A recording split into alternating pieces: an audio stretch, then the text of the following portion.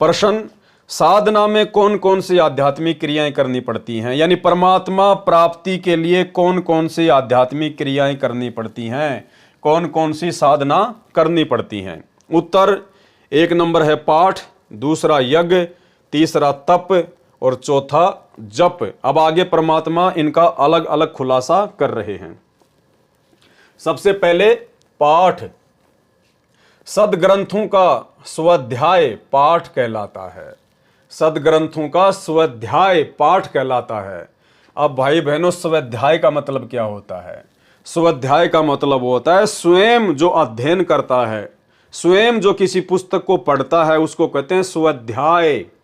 और ये तीनों समय की जो आरती हमें सतगुरु रामपाल जी परमेश्वर जी ने दी है, जिसके विषय में गुरुदेव कह रहे हैं कि इसका नित्य पाठ करना होता है, तो इसको हमने स्वाध्याय करना है। स्वाध्याय, इसको हाथ में लेकर हमने पढ़ना है। आजकल मोबाइल में भी इसकी पीडीएफ वगैरह आती हैं, तो आप मोबाइल में पीडीएफ ओपन करके भी स्वाध्याय कर सकते हैं, वो भी पाठ की श्रेणी में ही आता है। सदग्रंथों का स्वाध्याय पाठ कहलाता है। जैसे श्री मद् भगवत गीता के श्लोकों को प्रतिदिन पढ़ना। कुछ भगत कहते हैं कि हम प्रतिदिन गीता के 1 श्लोक का पाठ करते हैं, कुछ भगत साधक वेद मंत्रों का नित्य पाठ करते हैं, कुछ भगत किसी संत की अमृतवाणी से कुछ पाठ या शब्दों का नित्य पठन पाठन करते हैं। मुसलमान भगत कुरान शरीफ से कुछ वाणी आयतें पढ़ते हैं या 5 समय नमाज प्रभु स्तुति करते हैं। ये सब पाठ कहलाता है। यानी जितने भी उदाहरण परमात्मा ने दिए हैं गीता जी के, मुसलमान धर्म की पुस्तकों के या अन्य अमृतवाणियों के, तो हर बार परमेश्वर ने क्या कहा कि उनको पढ़ना पाठ कहलाता है। यानी उन पुस्तकों को हाथ में लेके उनको पढ़ना पाठ कहलाता है। यानी हमने समझना ये है कि तीनों समय की आरती हमने कोशिश करनी है कि भक्ति बोध पुस्तक को हाथ में लेकर हम इसका स्वाध्याय करें, अपने मुख से बोलें। सतगुरु रामपाल जी परमेश्वर जी के मुख से ऑडियो वीडियो में जो तीनों समय की आरतियां हैं, उनको यदि हम सुनते हैं तो फिर वो स्वाध्याय में नहीं आता। आप तो उनको सुन रहे हो, तो फिर वो स्व अध्याय कहाँ हुआ? स्व अध्याय तो उसको कहते हैं जो स्वयं अध्ययन करे, स्वयं उनको पढ़े, उसको कहते हैं पाठ। जबकि आप तो गुरुदेव की आवाज में ऑडियो वीडियो से आरती सुनते हो, तो वो स्वाध्याय में नहीं आती, वो पाठ में नहीं आती है। मुसलमान भगत कुरान शरीफ से कुछ वाणी आयतें पढ़ते हैं या 5 समय नमाज प्रभु स्तुति करते हैं, यह सब पाठ कहलाता है। किसी ग्रंथ का अखंड पाठ करना या वैसे आदर से किसी समय ग्रंथ को पढ़ना, वेदों या गीता को पढ़ना, यह सब भी पाठ कहलाता है। यानी पुस्तक को पढ़ना ही पाठ कहलाता है। ज्ञान ग्रहण के उद्देश्य से ग्रंथों को पढ़ना भी पाठ साधना ही कही जाती है। इसे ज्ञान यज्ञ भी कहा जाता है। दूसरा नंबर है यज्ञ। यज्ञ का अर्थ है धार्मिक अनुष्ठान। मुख्यतः यज्ञ 5 हैं: धर्म यज्ञ, ध्यान यज्ञ, हवन यज्ञ, प्रणाम यज्ञ, ज्ञान यज्ञ। अब सबसे पहले धर्म यज्ञ क्या है उसको हम समझेंगे। धर्म यज्ञ कई प्रकार से की जाती हैं, जैसे भूखे को भोजन कराना, पक्षियों को दाना पानी डालना, पशुओं के लिए पीने के पानी की व्यवस्था करना, पशुशालाएं बनवाना, मनुष्यों के लिए प्याऊ पीने के पानी की व्यवस्था करना, धर्मशाला बनवाना, निर्धनों को कंबल दान करना या अन्य वस्त्र दान करना, धार्मिक भोजन भंडारे करना, प्राकृतिक आपदाओं, अकाल गिरना, बाढ़ आना आदि में खाद्य पदार्थों और दवाइयों के लिए दान करना, दुर्घटनाग्रस्त व्यक्तियों की सहायता करना, आदि आदि अनेकों प्रकार से धर्म यज्ञ की जाती हैं। यहाँ परमेश्वर हमें केवल समझाने के लिए इतने प्रकार के ये उदाहरण दे रहे हैं। बाकी वर्तमान में आप और हम भगत भाई बहनों ने मनमुखी होकर इस प्रकार की कोई भी धर्म यज्ञ नहीं करनी है। नाम लेने के बाद में, सतगुरु की शरण में आने के बाद में, सतगुरु के माध्यम से ही हमने अपने धार्मिक यज्ञों को संपूर्ण करना है। ये सब हम लोग पहले किया करते थे, वो मनमाना आचरण था, वो शास्त्र विरुद्ध मनमाना आचरण था, जो अब हमने नहीं करना है। यहाँ केवल गुरुदेव हमें समझाने के लिए कह रहे हैं। परंतु अध्यात्म मार्ग में, यानी सतगुरु से नाम दीक्षा लेने के बाद धर्म यज्ञ पूर्ण गुरु के द्वारा की जाती है, वह वास्तव में धर्म यज्ञ होती है। यानी अपने गुरुदेव की आज्ञा लेकर या अपने गुरुदेव की आज्ञा अनुसार ही हमने धर्म यज्ञ करनी होती हैं। जब आप नाम दीक्षा लेंगे उस समय आपको पता चलेगा कि सतगुरु रामपाल जी परमेश्वर जी के मार्ग में किस प्रकार से धर्म यज्ञ की जाती हैं।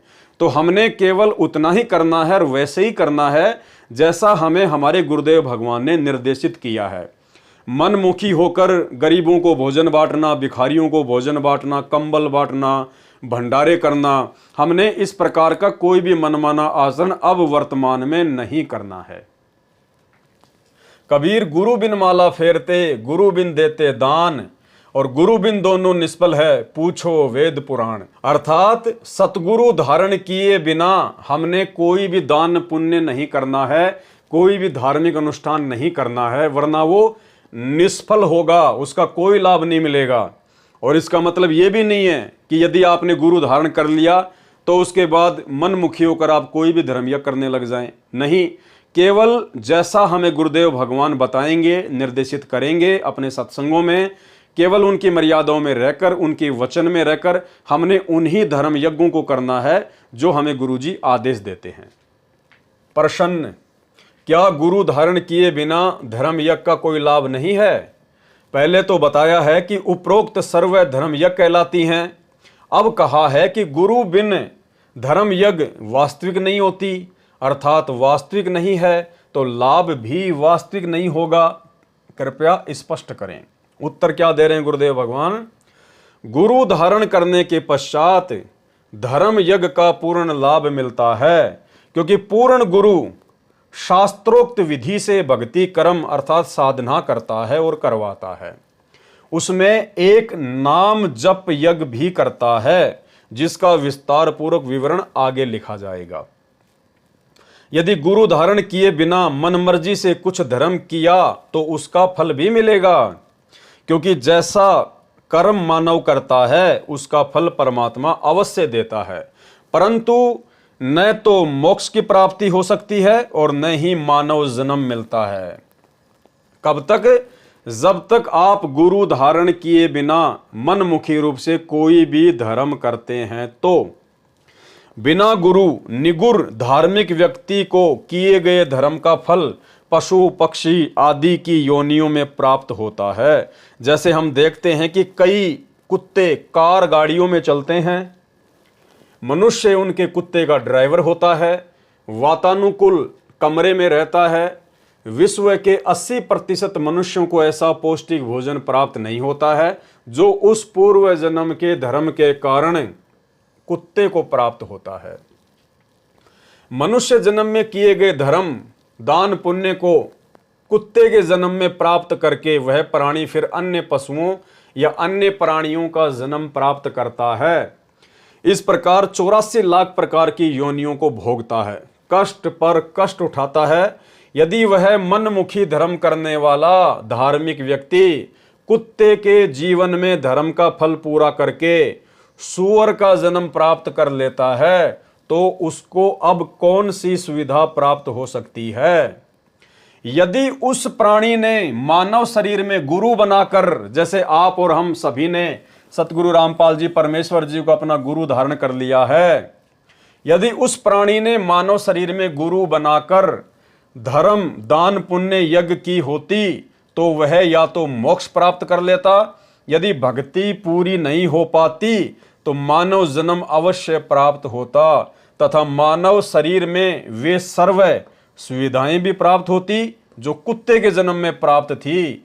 मानव जन्म में फिर कोई साधु संत गुरु मिल जाता और वह अपनी भक्ति पूरी करके मोक्ष का अधिकारी बनता।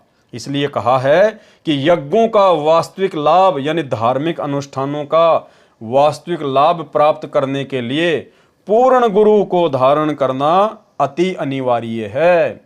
आप और हमारा सौभाग्य कि हमें वो पूर्ण गुरु, वो सच्चा गुरु आज सहज में उपलब्ध है।